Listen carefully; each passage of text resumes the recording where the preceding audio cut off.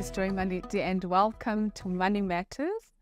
Money Matters is, of course, an interactive show that aims to educate our viewers on their consumer rights and on money-related matters. And today we are delving into a very interesting topic where we want to talk about living within your means. What does that mean for you at home? What does that mean for me? And what does that mean for the people that live in our household? So please do join us for this very exciting conversation by sharing your thoughts, views, and opinions with us using the hashtag MM on SID on all our social media platforms. And joining me to unpack this very exciting conversation is Mantsha Peha, a management consultant. Welcome, Elsie. How are you? I'm very well, Joy, and thank you for having me on the show. Thank you for agreeing to be part of this exciting show. Can you please tell us a bit about yourself? So, by profession, I'm an engineer. And the reason why I'm on a show on Money Matters is because I wrote a book called Money 101, which basically talks about three things: how to make money, how to keep money, and how to grow money. And the reason why I wrote the book is because my parents were in business, and I watched them make a lot of money, keep none. Obviously, when they keep none, there's nothing to grow. And I remember growing up thinking, I want to do something different with my finances. That's quite interesting because I think there's nothing better than an actual live experience, right, to actually teach us about some of these lessons that we often lack. And obviously, we're talking about living within your means, right? People talk about live within your means, live beyond your means, but we're also people that actually live above their means. Let's just unpack, when we're talking living within your means, let's just maybe unpack it a bit for our viewers that people understand, because sometimes we think that this is very relative. Yes, to a certain extent it is. But for me as an individual, what are some of those things that will tell me that I'm actually living? So for most of us, we get a certain amount of income. It could be a salary. If it's a business, it's not the entire revenue. It's the money that you have allocated for yourself as a business owner. If some people are involved in other things, other people are involved in, they buy and sell, they're involved in network marketing. So whatever way that you get your income, there is a portion of that income, or maybe let's say the full income. Those are your 100% of the resources that you have access to, that you can use to live.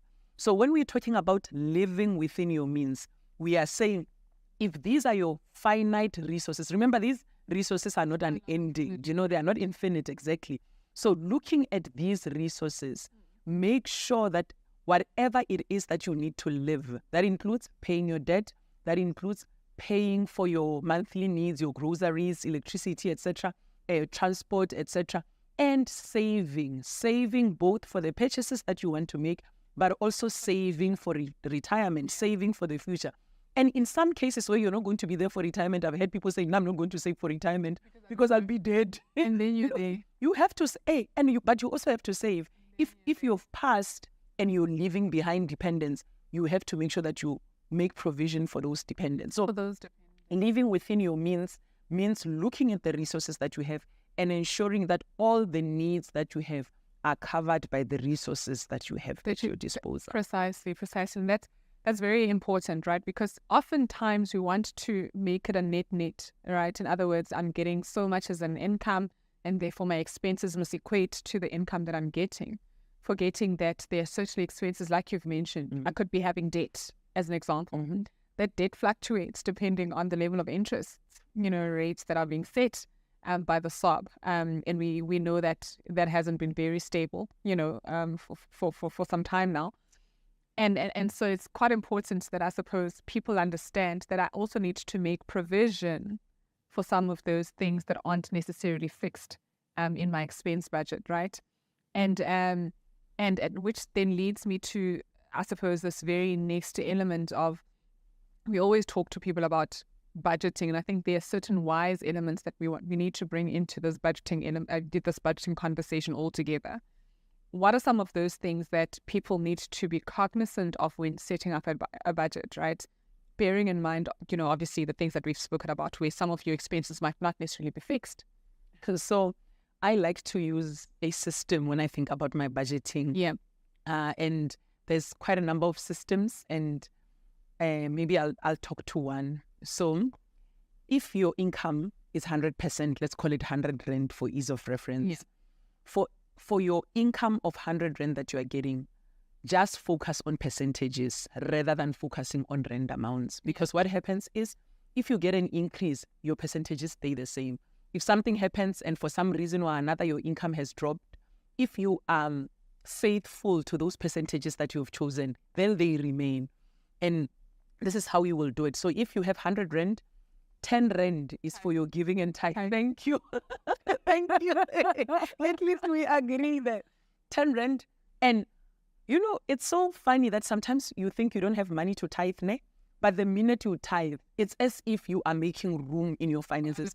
You know, for a lot of people, they will tell you, my finances changed when I started tithing. You don't tithe so that your finances change. But every time when we listen to tithers, we just realize why God said we must tithe. Because the minute you give him your first 10 rand, you are saying to him, I trust you with the rest of the 90 rand. So you've given your 10 rand and you're left with 90 rand. The second 10 rand is your long-term saving. This is where you are saying, if you want to get a funeral policy, you want to put something away in your pension. And what I like about percentages is it doesn't matter. If you earn 20,000 and I earn 2,000, we each give our 10%. I'm not under pressure to give the 2,000 that you are giving if I don't have it. So if we just focus on the percentages, it will also drive you to see that, okay, at this level, I'm not managing. How do I then increase my income? So your second 10% is your long-term savings. This money is not to buy a car. This money is not to buy a house. This is the money that you are putting away for your future. Most of us, especially young people, we think we're going to have high energy forever. We think we'll be able to do work forever. But we see from our parents and our grandparents sometimes that there'll come a time when you can't work. So the second 10%, that money is not for shoes, it's not for bags, is the money you put away. Then the third 10% is the money that you put away for your short-term savings. Maybe you want to deposit a house, you want to deposit a car, you're taking your child to tertiary. You know, those are some of the things that you will do throughout your life, but they don't have to happen now. You don't plan for tertiary when your child is 17 and a half. You plan now knowing very well that I'm hoping my child will do well at school and want to go to tertiary. Then all of a sudden, you are left with 70% to live on. This 70% to live on includes servicing your debt. Sometimes when we think about the money that we are living on, we are not thinking about servicing our debt. You also mentioned something very important, Joy, and we are experiencing it right now, where interest rates go up. But when interest rates are going up, they don't go up alone. They take their friends with them. Petrol is going up, food is going up, you know, everything. Even electricity that we don't have is going up.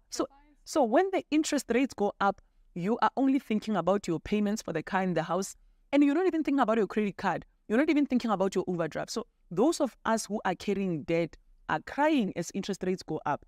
But on the other side, those who have been saving are actually happy because they're like, oh, now my savings are yielding a better return. So make sure that at least with your 10% for long-term and short-term savings, it is benefiting from the higher interest rates so that you die one side and on the other side, you are actually excited that interest rates are going up. Yeah, but hopefully not for your long-term savings. Hopefully you haven't invested all your money in money market for long-term, just hoping that there's a balance there. But it's quite interesting that we've mentioned because oftentimes, I mean, we go to financial institutions, you want to access some funding from the financial institution.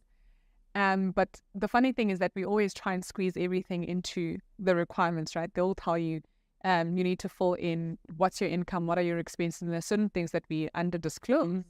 What's the risk of that under-disclosure, especially precisely when it comes to, you know, this very topic that we're talking about, like living within our means? What is the risk of me actually under-disclosing when I'm looking for financing?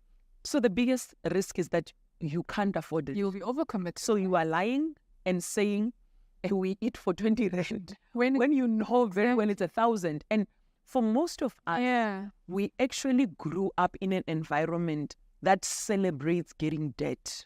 So you actually, when you've bought a car, in the main, what do you mean? When you've bought a house, in the main, what do you mean? You have access to debt. And for many of us, you got more debt than what you can afford.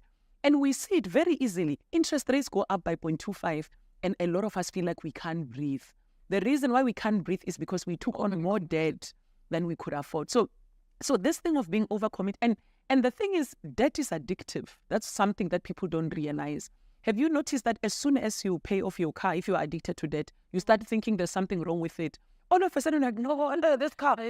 Yeah, and then as soon as you finish one debt, you immediately want to go into another debt. I remember when I used to drive, even now I drive a car that I paid up a while back, but I remember when I paid up my first car and I was insisting I'm not getting another car. At work, in meetings, people used to say to me, our GM, you need another car. I'm like, guys, they're like, oh, your subordinates are driving better cars. But at that time, I was liquid. I had cash. I had access to things that I didn't have access to when I was paying off my car. So it's very important. I'm not against debt. Yes, get debt if you need it, but also build in breathers into how you deal with your finances and say, if it's after 6 years or 5 years, I've finished paying off this car. Yes, I want another car, but let me give myself a year to do this and that and that. That way, you'll also give yourself an opportunity to build up deposit, which is something that a lot of us do not do. We don't have, right? We approach the bank and we want 100% of that to be financed. 110. Be it a house, be it a vehicle, or whatever it is that we are trying to accumulate. And I suppose it is a risk, right? And for me, it's that emphasizing the point that the moment you lie, that means you're opening yourself up to vulnerabilities, because now you are living beyond your means. And the likelihood is that when things like such as interest rates increasing and inflation going up, because obviously inflation means the cost of living is higher than what it usually was, what it was before. It means now that I'm going to be forced at some point to sell off that asset, in order for me to repay the debt. So that's quite an important element that we need to look at. You've touched on when you finish paying off your car, maybe try and give yourself a period of time to accumulate some funds before you even start thinking about another vehicle. Is it wise? I'm sure it's always going to be wise. Saving is always better than debt. But how long what's the advisable period? How long should people maybe save for, either for a house deposit or a vehicle financing deposit? So for me, as I said earlier, I love working with percentages because our rate of saving is not the same, because we are not spending an equal percentage of money. So if I may be able to save 5% of my income, you are saving 30%. But from a rent value point of view, I could be saving more. So it's very important then to ask yourself, what do you want to buy? And for me, have at least 10% of the money that you are looking for. But what I always say to young people, not just young people, but I guess all people, if you are going to get into an installment or monthly repayments that you have never paid before in your life, just give yourself 6 months. If your installment or your monthly repayments are going to be 5,000, put away that 5,000 for 6 months. First, hold on to that. Hold on to that. I ran out of time. I can see the clock here ticking me. I'm being prompted. We need to take a quick, short break. Hold on to that, because I really want us to tackle that a bit further.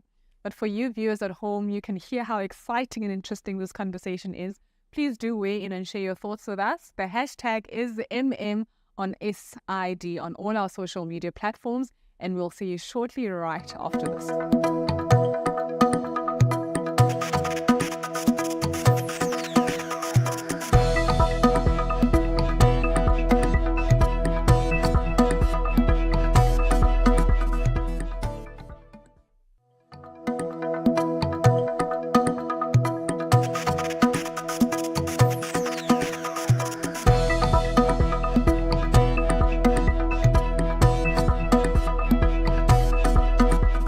Welcome back, and you are still tuned in onto Money Matters, and we are talking living within your means with our Mancha Peha, who has been helping us unpack and giving us a bit of tips, right, in terms of how we can plan our income, or plan for our income, right, using percentages.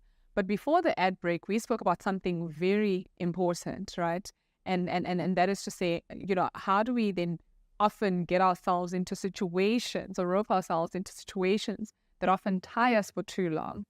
And before the break, you were talking about some of the young people, right, that do come to you and that you've spoken to.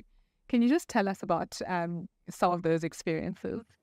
Yeah, so as I was saying earlier, that a person wants to buy a car or wants to buy a house, whatever long-term commitment that you want to get into. And in this case, long-term is anything more than a year. So you're sitting there thinking, oh, I'm just going to get an overdraft for a year. I'll pay it back. So before you make that commitment into the debt, if the repayment are going to be 5,000, just put away that 5,000 before you make the commitment. And in the 6 months that you are putting away the 5,000, you start to realize certain things. Oh, I was not considering the fact that I send my mom airtime. I send groceries at home. When somebody at home needs shoes, they ask me. So every time when we write our budgets, we never account for those things. So you are able to then reflect with hindsight to say, okay, it took me 6 months. I was putting away 5,000 every month. Actually, the first month, I could only put away 4. The second month, and then after some time, you realize, oh, I can't afford 5,000 rands. I can only afford 3,500 rands. Because what generally happens to most of us is that by the time you buy your first big asset, whether it's a car or it's a house, you don't have credit cards, you don't have overdrafts, you are living nicely within your means because you don't have this big responsibility. But as soon as you buy that big one-ticket item, you start getting a credit card, because how are you going to be driving this nice car without fuel? You know what I'm saying? And you didn't think about it. You didn't realize that you are young, you are high risk, your insurance costs are high. So all those things that you don't think about, if you just do the maths on a piece of paper or on a spreadsheet or on your notes, you think you know what's coming until you start to put the money aside. You see, after 6 months, do I have 30,000 or do I have 20,000? If you have anything less than 30,000, you are not able to afford the 5,000 repayments. And quite frankly, I mean, you mentioned something quite interesting, which I wish some of the financial institutions were actually doing, right? To say, if I'm going to be lending you, say, money for an asset, like a vehicle finance, right? There are certain other things and other costs that come into the picture aside from the car. There's wear and tear, there's insurance, like we've spoken about. There's so many other things that actually demand that you have additional money aside from the repayment. And so oftentimes we forget about those things, as you've rightfully mentioned, that there are other elements that I need to take into account, that it's not just the 5,000 rand for the for the vehicle financing or repayment, but it's 5,000 rand plus petrol, which you didn't have before, plus insurance, plus also saving for that wear and tear, because your vehicle obviously uses things that do, succumb to wear and tear. And I mean, we've spoken about, credit. That's mostly what we've been touching on. But credit is not free, right? What are the costs of credit? So I think most of us actually think the financial institution is doing us a favor by giving us money. We don't realize that when they count and they say business is good, they are talking about you. And I think it's such a, I mean, maybe for someone like you, because you are a professional, you are in finance, it's very easy for you to understand something called the cost of access to money. That if that money does not belong to you, you have to pay to have access, because the other person on the other side, and they are going to get their interest from you. They are not going to get it from somewhere else. So it's very important for us to understand that every time when you get access to money, funny enough, even if they say to you, it's interest free for the first 55 days or something like that, you pay to have access to it. There are access fees that are related to it. So obviously, they will put a cost to that money and say, for us to be able to give you this money, they will assess your risk. Some of us are riskier than others.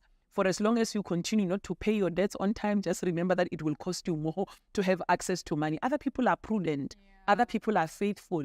And then the finance system will reward you for that faithfulness. So it's very important for us to also realize that every time when you decide, I'm actually not going to pay this one so that I can pay that one, or I'm actually going to go groove and not pay my obligations, you are increasing your own cost of access to money. So the best thing, obviously, is for you to use the money that you have made, the money that you have already worked for. Every time when you choose to use the money and pay for it later, there is a cost to paying later. So for those of us who can be sober You see, now that the interests are going up, there will come a time when they go down. Imagine if all of us who managed to pay the interest, made the repayments at the peak of interest rates, if we said to our banks, as the interest rates go down, leave my repayments. And then after a couple of years, you're like, guys, actually, I don't owe anything. I've paid off my house. I've paid off my car. I'm saving for my kids if you have kids.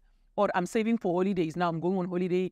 Or I'm just giving to missions and making sure that the gospel is preached. Yeah. So debt, as good as it is, and it gives us access to things we can't have access to now, but it costs. Yeah, good as it is.